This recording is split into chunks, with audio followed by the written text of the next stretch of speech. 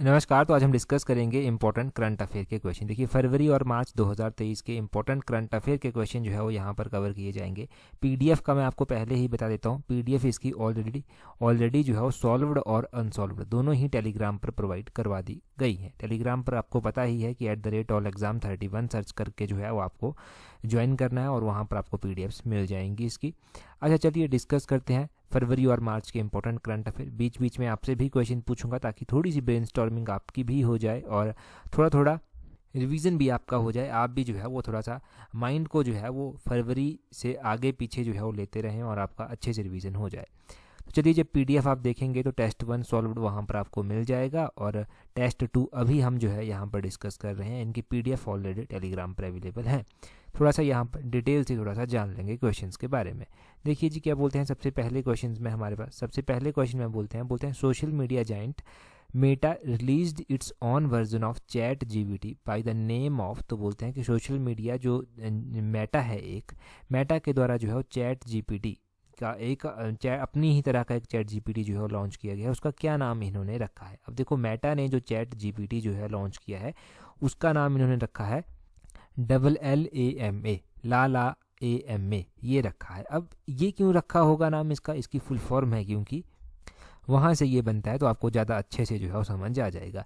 LL stand करता है large language के लिए, A स्टैंड करता है नन ऑफ दीज, और M स्टैंड करता है मॉडल मेटा, और A स्टैंड करता है लास्ट का आर्टिफिशियल इंटेलिजेंस। तो पूरा नाम बना इसका large language model Meta artificial intelligence. ये जो है वो चैट जीपीटी की तरह ही जो है वो मेटा ने भी जो है वो अपना एक वर्जन लॉन्च किया है। और इसका ऑब्जेक्टिव क्या है, क्यों इसको लॉन्च किया गया है? ताकि ये रिसर्च की फील्ड में जो है वो आर्टिफिशियल इंटेलिजेंस में जो रिसर्च की फील्ड होती है वहाँ पर जो है ये हेल्प कर सके, इसलिए इसको जारी किया गया है। मेटा का तो आपको पता ही होगा, मेटा के द्वारा ही जो है वो बड़ी बड़ी कंपनियां, बड़ी बड़ी जो सोशल मीडिया प्लेटफॉर्म हैं जैसे कि फेसबुक हो गया, व्हाट्सएप हो गया और इंस्टाग्राम हो गया, इनको जो है वो एक्वायर कर लिया गया है। तो ये तो पता ही है, बेसिक सी चीज़ है। क्वेश्चन नंबर 2 में बोलते हैं who has been named as the BBC Indian sports women of the year. तो बोलते हैं कि 2022 का sports women of the year का खिताब जो BBC का गया है वो किसको गया है? इंडिया के संदर्भ में आपको बताना है। तो इंडिया के संदर्भ में जो है वो मीराबाई चानू को दिया गया है। ऑप्शन बी जो है वो सही आंसर है। अब मीराबाई चानू को दिया गया है 2022 का BBC sports women of the year. आपने ध्यान रखना है कि ये कौन सी फील्ड से जुड़ी हुई हैं। तो ये वेट लिफ्टिंग से जो है वो जुड़ी हुई हैं। इनको ये अवार्ड जो है वो दिया गया है, वेट लिफ्टिंग और मीराबाई चानू, इतना ध्यान रखें। परंतु यहाँ से आप एक और चीज़ ध्यान रख सकते हैं कि 2022 का जो BBC स्पोर्ट्स पर्सनैलिटी अवार्ड गया है ओवरऑल इन वर्ल्ड में, वो किसको गया है? वो गया है बेथ मेड को। बेथ मेड को गया है, ये आपने ध्यान रखना है। बेथ मेड ये इंपॉर्टेंट है। ये जो है ये फुटबॉलर हैं और इनको जो है वो 2022 का ये ओवरऑल वर्ल्ड की बात करें और इंडिया की बात की, वो भी हमने जान लिया। अगला क्वेश्चन देखते हैं हमारे पास क्या है। अगले क्वेश्चन में पूछते हैं, बोलते हैं यहाँ पर Gyalsung infra project to which India provided a grant of ₹2 billion is associated with which country. तो बोलते हैं कि ये जो ग्यालसुंग इंफ्रा प्रोजेक्ट है जहाँ पर इंडिया ने 2 अरब रुपए का जो असिस्टेंस सहायता प्रोवाइड करवाई है, ये किस देश से जो है वो जुड़ा हुआ है, किस देश में जो है ये है?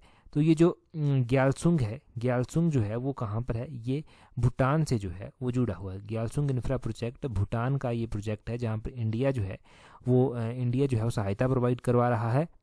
इस प्रोजेक्ट का टारगेट क्या है, क्या एम है इसका? जो यूथ है भूटान का उसको एम्पावर करना और एक स्ट्रॉन्ग फाउंडेशन जो है वो भूटान को प्रोवाइड करवाना, ये इसका जो है वो टारगेट है। भूटान की कैपिटल क्या है? जल्दी से सोचिए और कमेंट करके बताइए। क्वेश्चन नंबर 4 में क्या बोलते हैं which country has recently announced to ban TikTok from all government issued mobile devices. तो बोलते हैं कि किस देश ने हाल ही में जो है वो सरकार द्वारा जारी सभी मोबाइल उपकरणों पर से जो है वो टिकटॉक को बैन करने का डिसीजन किया है? तो टिकटॉक को बैन करने का डिसीजन कनाडा के द्वारा किया गया है। ऑप्शन सी सही आंसर हो जाएगा। अब देखो, हम कनाडा की बात कर रहे हैं तो कनाडा के बारे में इनके जो प्राइम मिनिस्टर हैं वो पता होने चाहिए आपको। तो जस्टिस ट्रूडेau जो है वो यहाँ के क्या है? प्राइम मिनिस्टर हैं। इनका नाम आपने ध्यान रखना है। बस यहाँ से हम इतना ही जानेंगे, कुछ खास नहीं जानेंगे। अगला क्वेश्चन देखते हैं। अगले क्वेश्चन में क्या बोलते हैं which railway station has the world's longest railway platform in the world. तो वर्ल्ड बोलते हैं कि दुनिया का सबसे लंबा रेलवे प्लेटफॉर्म किस रेलवे स्टेशन पर है? तो सबसे लंबा जो प्लेटफॉर्म है वो कौन से रेलवे स्टेशन पर है? इंडिया के कॉन्टेक्स्ट में अगर हम बात करें ना तो इंडिया में है ये। तो लॉन्गेस्ट रेलवे प्लेटफॉर्म जो है वो हुबली में है। ऑप्शन ए जो है वो सही आंसर है। अब हुबली में है, चलो अच्छी बात है, हुबली में है। क्यों ये चर्चा में आया? तो प्रधानमंत्री नरेंद्र मोदी ने जो था उसे डेडिकेट किया था कंट्री के लिए। और अब ये कितने मीटर लंबा है? ये 1400 मीटर जो है वो लंबा है, ये भी आपने ध्यान रखना है। साथ में क्या ध्यान रखना है कि इससे पहले जो था ये खिताब गोरखपुर रेलवे स्टेशन के पास था, जिसको इसने ओवरटेक कर लिया है, ये भी पता होना चाहिए। अगला क्वेश्चन देखें, बोलते हैं which country was recently affected by cyclone Freddy. Cyclone Freddy से जो है वो किस देश को अभी नुकसान पहुंचा है, किस देश में इसने तबाही मचाई है? तो मालावी कंट्री में। ऑप्शन बी जो है वो सही आंसर है। मालावी कंट्री में जो है वो साइक्लोन फ्रेडी ने तबाही मचाई। अब इंडिया में भी जो था वो अभी एक तूफान आया था बिपरजॉय। बिपरजॉय आपने ध्यान रखना है, मैंने टेलीग्राम पर भी इसका क्विज डाला था। बिपरजॉय जो है वो आपके माइंड में होना चाहिए। तो बिपरजॉय पता चल गया, फ्रेडी पता चल गया। दो काफ़ी हैं जो करंट न्यूज़ में चले थे। बिपरजॉय की बहुत संभावना है, इसने गुजरात को हिट किया, फिर उसके बाद इसने राजस्थान को हिट किया, और भी अभी ये इसका इफेक्ट धीरे धीरे बाकी स्टेट्स में देखने को बिपरजॉय का मिल रहा है। अगले क्वेश्चन में देखें, 7 क्वेश्चन में क्या बोलते हैं digital payment index released by which of the following institution. तो बोलते हैं कि डिजिटल पेमेंट इंडेक्स जो है वो किस इंस्टीट्यूशन के द्वारा जारी किया जाता है? 4 ऑप्शन दिए गए हैं। ये रिजर्व बैंक ऑफ इंडिया के द्वारा जारी किया जाता है डिजिटल पेमेंट इंडेक्स। तो डिजिटल भुगतान सूचकांक का तो आपको पता चल गया। यहाँ पर डिजिटल पेमेंट जो होती है उसके लेन देन के बारे में पता चलता है। आरबीआई की अगर हम बेसिक बात करें तो प्रेजेंट टाइम में जो आरबीआई के गवर्नर हैं वो हैं शक्तिकांत दास, उनका नाम आपने ध्यान रखना है। आरबीआई की नेशनलाइजेशन कब हुई थी? इसकी स्थापना नहीं पूछ रहा मैं, नेशनलाइज इसको कब किया गया था? तो रिजर्व बैंक ऑफ इंडिया का 1949 में जो था वो नेशनलाइज किया गया था। इसकी स्थापना कब हुई थी ये आप बताएंगे। स्थापना और नेशनलाइज इन दोनों में फ़र्क है, ये आप बता दीजिए। हेडक्वार्टर तो मुंबई महाराष्ट्र में जो है वो स्थित है। देखो इन क्वेश्चंस मैं आपसे पूछ रहा हूँ ना, अगर आप साथ साथ में कमेंट करेंगे तो 2 चीज़ें होंगी। एक तो क्वेश्चन आपको भूलेगा ही नहीं, कभी नहीं, आपको एकदम से एग्जाम में याद आ जाएगा कि कहाँ पर आपने कमेंट किया था। और दूसरा आपका थोड़ा सा रिवीजन हो जाएगा, ब्रेन स्टॉर्मिंग जल्दी जल्दी अभी हो रही है। क्वेश्चन नंबर अगला देखिए, 8 नंबर क्वेश्चन में क्या बोलते हैं? यहाँ पर बोलते हैं India's largest musical floating fountain was launched eight which of the following lake. Bharat का सबसे बड़ा म्यूजिकल फ्लोटिंग फाउंटेन जो है वो कौन सी झील में लॉन्च किया गया है? तो ये हुसैन सागर लेक में जो है वो लॉन्च किया गया है। ऑप्शन बी सही आंसर है। यहाँ से डल झील आपने जम्मू कश्मीर की ध्यान रखनी है, फतेह सागर लेक उदयपुर की ध्यान रखनी है, इंदिरा सागर लेक जो है वो राजस्थान की ध्यान रखनी है। परंतु सही आंसर है हुसैन सागर लेक, ये हैदराबाद में जो है वो स्थित है, यहाँ पर इसको लॉन्च किया गया है। यहाँ से इतना ही जानेंगे। अगले क्वेश्चन में बोलते हैं recently which of the following become the first US city to ban caste discrimination.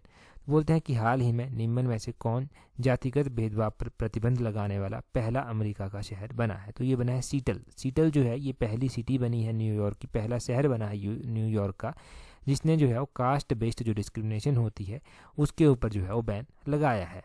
अब देखो इंडिया में भी जो है वो फंडामेंटल राइट है कि आप किसी के साथ डिस्क्रिमिनेशन नहीं कर सकते। प्रोहिबिशन ऑफ डिस्क्रिमिनेशन उसके रिलीजन, उसके रेस, उसके कास्ट, उसके सेक्स, उसके प्लेस ऑफ बर्थ को लेकर आप उसके साथ भेदभाव नहीं कर सकते। तो ये कौन से आर्टिकल में जो है वो आता है? तो ये आता है आपके आर्टिकल नंबर 15 में। आर्टिकल नंबर 15 में ये सारी बातें की गई हैं प्रोहिबिशन ऑफ डिस्क्रिमिनेशन की, वो आपने ध्यान रखना है, एग्जाम में क्वेश्चन पूछा जाए। क्वेश्चन नंबर 10 में क्या बोलते हैं? Recently who has been chosen for Raja Ram Mohan Roy national award for excellence in journalism. तो पहला क्वेश्चन क्या ध्यान रखना है कि राजा राम मोहन रॉय नेशनल अवार्ड जो है वो जर्नलिज्म की फील्ड में दिया जाता है। और अभी हाल फिलहाल में ये किसको दिया गया? तो ये डॉक्टर A.B.K. प्रसाद को जो था वो दिया गया था। ऑप्शन ए जो है वो सही आंसर है। Doctor A.B.K. प्रसाद को जो है वो दिया गया था। राजा राम मोहन रॉय का तो आपको पता ही है कि इन्होंने ब्रह्मो समाज की जो था वो स्थापना की थी 1828 में, ये तो आपको पता है इनका। और इसके अलावा आपने क्या ध्यान रखना है कि अभी हाल फिलहाल में जो है वो एक और अवार्ड जो है वो दिया गया है। वो कौन सा अवार्ड दिया गया है जो मोस्ट इम्पॉर्टेंट है? और जब वो अवार्ड दिया गया तो थोड़ा सा कंट्रोवर्सी भी जो था वो क्रिएट हुई, परंतु आपको वो अवार्ड ज़रूर ध्यान रखना है, वो है गांधी पीस प्राइज़। गांधी शांति पुरस्कार जो है वो गीता प्रेस को जो है वो दिया गया है। ये ज़रूर एग्जाम में कहीं ना कहीं पर पूछा जाएगा, गांधी पीस प्राइज़। और A.B.K. प्रसाद, ये जो राजा राम मोहन नेशनल अवार्ड दिया गया है जर्नलिज्म की फील्ड में, वो ध्यान रखें। 111 में बोलते हैं विच institution releases the food price index which tracks the most globally traded food commodities. तो बोलते हैं कि कौन सा संस्थान खाद्य मूल्य सूचकांक जारी करता है जो विश्व स्तर पर सबसे अधिक व्यापार खाद्य वस्तुओं को ट्रैक करता है। तो ये FAO food and agriculture organisation जो है वो इसको जारी करता है। ऑप्शन डी सही आंसर होगा। FAO का पूरा नाम भी एग्जाम में पूछा जाता है, तो वो भी आपको पता होना चाहिए। फूड एंड एग्रीकल्चर ऑर्गेनाइजेशन जो है वो इसका पूरा नाम है। देखो ये जो फूड प्राइस इंडेक्स था ना, ये 1996 में जो था वो इंट्रोड्यूस किया गया था। एक तो आपने ये ध्यान रखना है, दूसरा आपने ध्यान रखना है कि वर्ल्ड फूड डे भी मनाया जाता है। वर्ल्ड फूड डे कब मनाया जाता है? ये 16 अक्टूबर को जो है वो मनाया जाता है। वर्ल्ड फूड डे आपने ज़रूर ध्यान रखना है कि 16 अक्टूबर को जो है ये मनाया जाता है। ठीक है, तो ये बेसिक सी चीज़ें आपने यहाँ से ध्यान रख लेनी है। अगला क्वेश्चन देखते हैं हमारे पास क्या है। अगले क्वेश्चन में बोलते हैं eagle 44 is the first underground air force base of which of the following country. तो ये तो हमने जब हमने डेली बेसिस पर करंट अफेयर, डेली नहीं मंथली बेसिस पर करंट अफेयर डिस्कस किए थे, तो वहाँ पर भी जो था ये डिस्कस हुआ था कि ईगल 44 जो है वो पहला अंडरग्राउंड एयरफोर्स बेस है। ये कौन सी कंट्री के द्वारा बनाया गया है, किस कंट्री का है ये? तो ये है ईरान का। ऑप्शन बी जो है, ऑप्शन सी जो है वो सही आंसर है, ईरान। और ये कौन सी सीरीज़ में जो है वो क्वेश्चन डिस्कस हुआ है? तो ये अभ्यास सीरीज़ में जो है वो क्वेश्चन डिस्कस हो चुका है। Eagle 44 most expected question. अगला क्वेश्चन देखें, वर्ल्ड रेडियो डे कब मनाया जाता है? उसकी थीम यहाँ पर पूछी गई है। पहले तो कब मनाया जाता है? फरवरी महीने में मनाया जाता है। फरवरी 13 को जो है ये मनाया जाता है वर्ल्ड रेडियो डे। अब बोलते हैं कि वर्ल्ड रेडियो डे तो चलो ठीक है कि ये मनाया जाता है 13 फरवरी को, तो परंतु इसकी पूछी गई है थीम। तो थीम आपको पता होनी चाहिए। इस वर्ष 2023 के लिए रेडियो एंड पीस, ये इसकी थीम जो था वो रखी गई थी। ऑप्शन सी जो है वो सही आंसर है, रेडियो एंड पीस इसकी थीम रखी गई थी। एक्सपेक्टेड है ये भी कि पूछा जाए। आगे बोलते हैं recently who has been appointed as the chief executive officer, CEO जिनको कहते हैं, ऑफ नीति आयोग। तो नीति आयोग का CEO अगर कोई नया बना है तो वो क्वेश्चन तो मान के चलिए कि HP public service commission cover करेगा ही करेगा। ये बने हैं BVR सुब्रमण्यम। ऑप्शन सी जो है वो सही आंसर है। नीति आयोग के जो चेयरमैन होते हैं वो कौन होते हैं? वो प्रधानमंत्री खुद होते हैं, ये इसके चेयरमैन होते हैं। नीति आयोग जो है ये कब स्थापना इसकी की गई थी? बहुत बार पूछा गया। 1 जनवरी को की गई थी, परंतु कौन सा ईयर था? 2015 ईयर था जब इसकी स्थापना जो था वो की गई थी। प्लानिंग कमीशन को इसने रिप्लेस किया था, ये भी पता होना चाहिए। अगले क्वेश्चन में बोलते हैं विच of the following country is constructing futuristic mega city called NEOM. तो एक कंट्री ऐसी है ना वो फ्यूचरिस्टिक सिटी बना रही है जिसको उसने नाम दिया नियोम। ज़रूरी नहीं कि क्वेश्चन इस तरह से पूछ लिया जाए, पूछ ही सकते हैं कि एक फ्यूचरिस्टिक सिटी बन रही है, वो नियोम क्या है उसका नाम है? तो नियोम उसका नाम ध्यान होना चाहिए। कौन सी कंट्री बना रही है? तो सऊदी अरबिया। ऑप्शन सी सही आंसर है, सऊदी अरबिया जो है ये एक नई फ्यूचरिस्टिक कंट्री सिटी जो है वो इस तरह की बना रही है।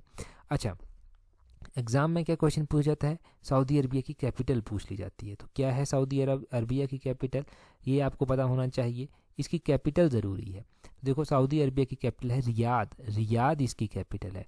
अभी एग्ज़ाम में क्या पूछा गया था? UAE की कैपिटल पूछी गई थी। चलो UAE की कैपिटल जो है आप कमेंट करके बता दो अगर याद आ रहा है।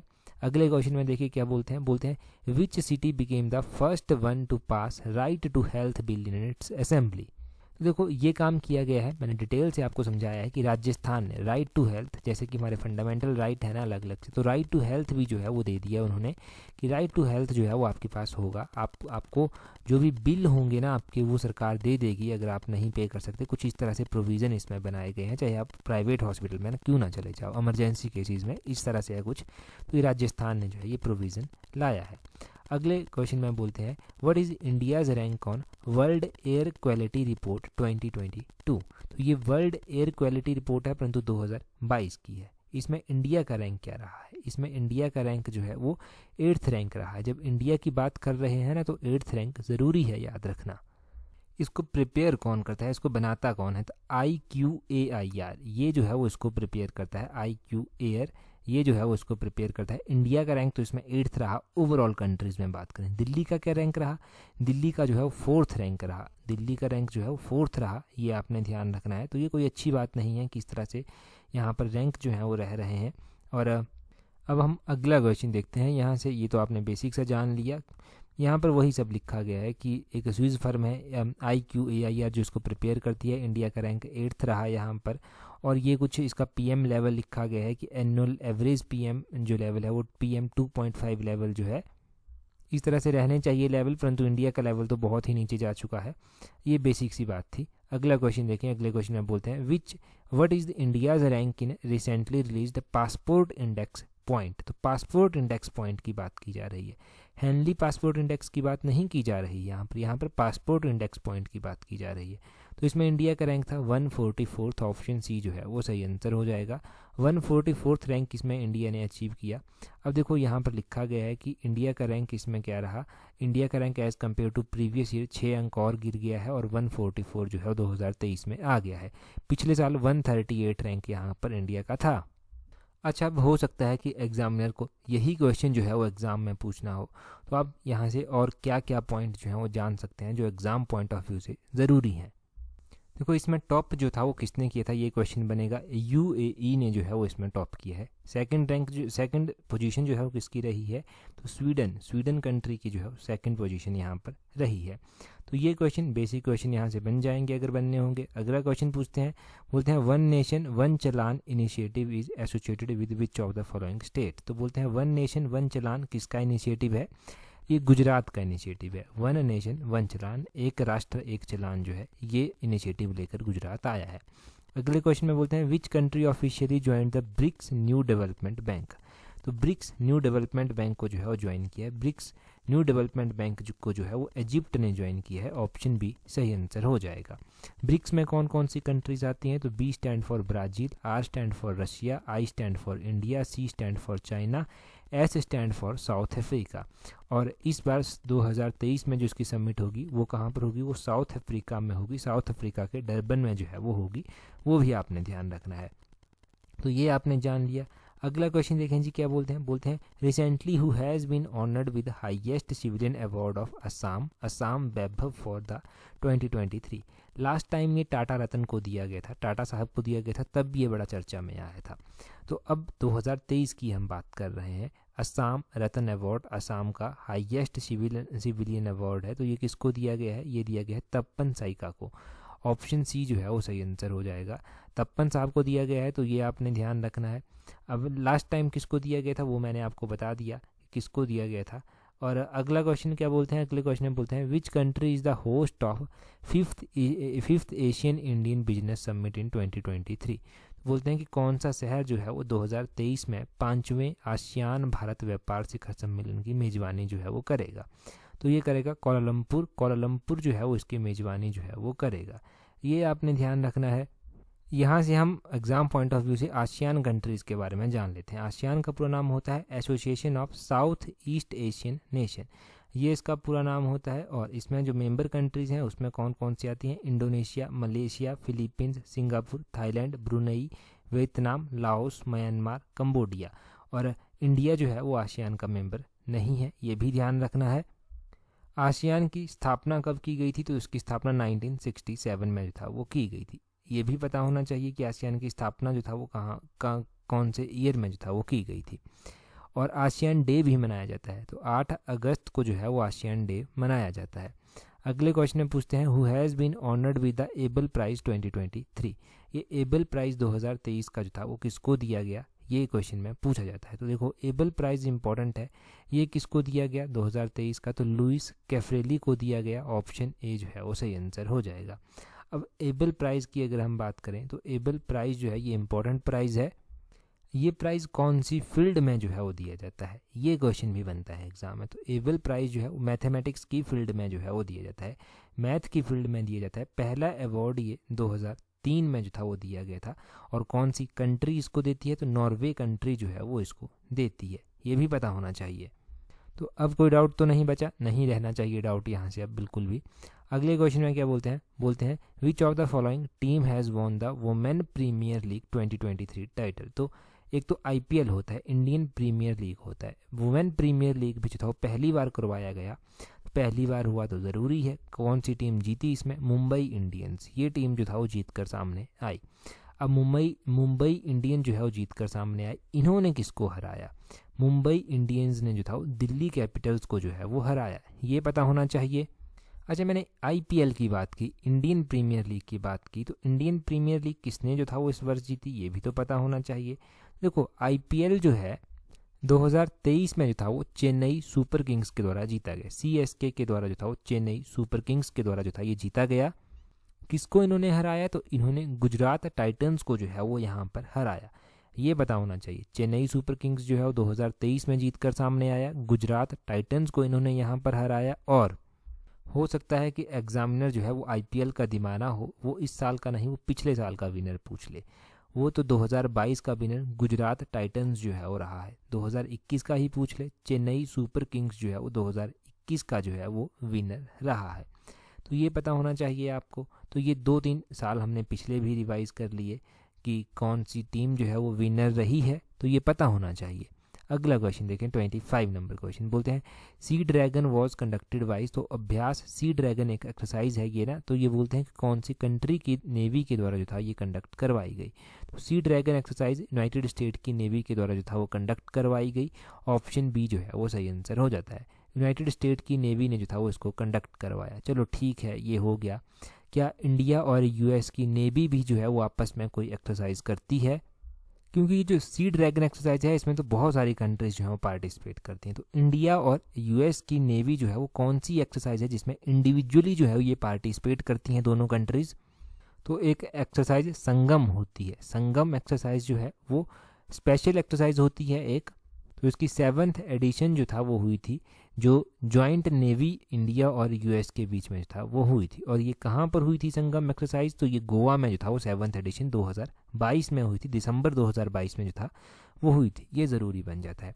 इंडिया और US के बीच में और कौन कौन सी एक्सरसाइजेज जो हैं वो होती हैं? देखिए, इंडिया और US के बीच में युद्ध अभ्यास एक्सरसाइज होती है, वज्र प्रहार एक्सरसाइज जो है वो होती है।